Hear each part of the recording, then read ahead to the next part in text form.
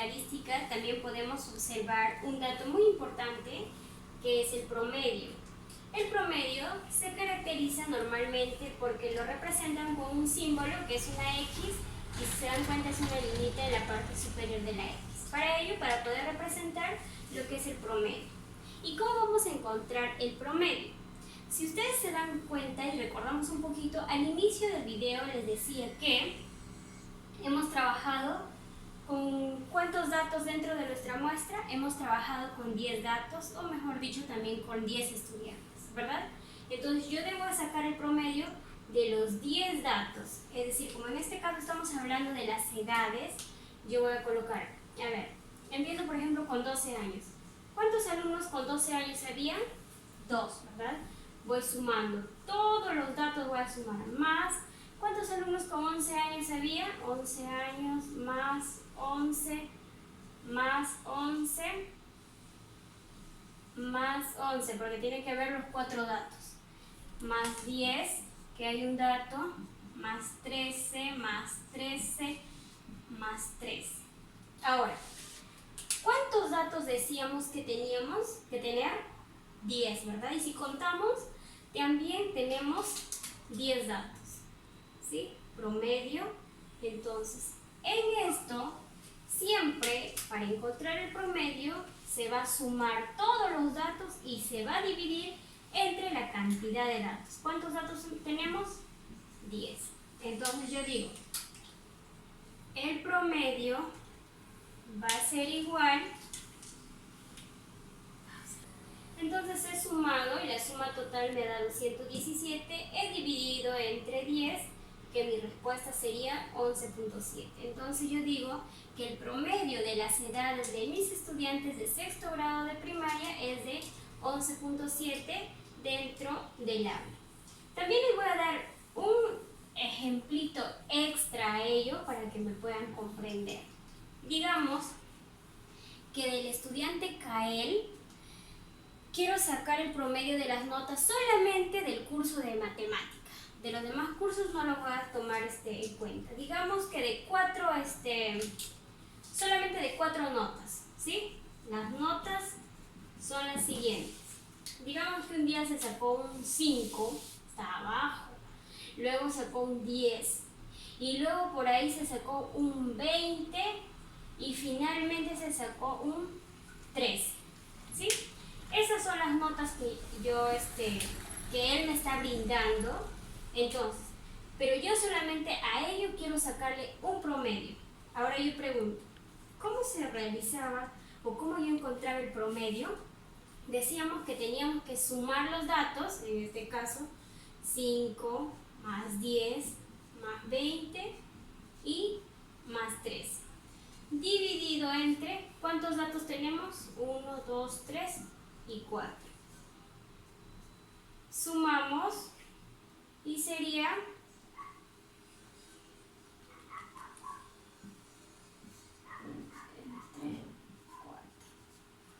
ahora decimos lo siguiente, que el promedio de un ejemplo extra a ello es el siguiente. Por ejemplo, digo, del estudiante Kael voy a sacar el promedio de las notas solamente del área de matemática, ¿sí? Digo que las notas que él me está brindando, me dice de repente, mis notas del área de matemáticas son las siguientes. He obtenido, digamos, un 5 al inicio, estaba abajo, luego un 10, y por ahí me saqué también un 20 y finalmente un 13. Entonces, el estudiante Kael me está dando esta información y yo necesito sacar su promedio, una sola nota, ¿verdad? Que me va a representar a toda ella. Y yo empiezo a contar cuántos datos me ha dado, o cuántas notas también, ¿no? 5, 10, 20 y 13. En total son una nota, 2 notas, 3 notas y 4 notas. Y hace rato les explicaba cómo tenemos que encontrar nosotros el promedio. Entonces yo decía, el promedio va a ser igual sumar todos los datos, es decir, 5 más 10 más 20 y más 13, dividido entre, ¿cuántos datos tengo? 1, 2, 3 y 4. Divido entre 4. Entonces sería, al sumar sería 15, 35, 48 dividido entre 4. Ustedes lo pueden dividir aparte también. Sería la nota de 12. Entonces yo digo que el estudiante Kael, de todas estas notas, él tiene un promedio de 12. Este es un ejemplo extra para que ustedes lo podrían comprender. Una vez que ya sabemos ella, este cuadro aún nos va a servir. ¿Para qué nos va a servir? La información que yo voy a dar a conocer a alguien que de repente me pida o a una población va a ser a través de gráficos estadísticos. Los gráficos estadísticos existen de diversos tipos. Por ejemplo, el gráfico circular, el gráfico de barras, el gráfico lineal, los pictogramas, entre otras más. El día de hoy vamos a trabajar dos tipos de gráficos. Una de ellas es el gráfico de barras. El gráfico de barras siempre vamos a trabajar con ello. Esto, lo que es frecuencia nada más, me sirve para realizar el gráfico de barras. Ahora, ¿cómo voy a desarrollar y cómo yo voy a armar mi gráfico de barras? Recordemos que vamos a dibujar un plano cartesiano, porque vamos a tener dos líneas, ¿no? Dos ejes, que también lo conocemos, el eje de las X y el eje de las Y. Que normalmente estos son el eje de las X. En esto vamos a colocar la frecuencia. ¿Cuál es la frecuencia que en este caso voy a tener? Voy a colocar los números. Recuerden que acá no voy a colocar nada porque esto es siempre el 0, ¿no? En la intersección de las dos líneas. Empiezo a crecer para arriba. 1, 2, 3, 4, 5, 6, 7, 8, 9. Y así sucesivamente yo puedo desarrollar, ¿sí? Pero en la parte inferior voy a colocar estos datos, lo que vienen a ser las edades. Para acá decíamos que es la frecuencia y las edades. En las edades que tenemos de 12 años, tenemos de 11 años, 10 años y tenemos 13 años.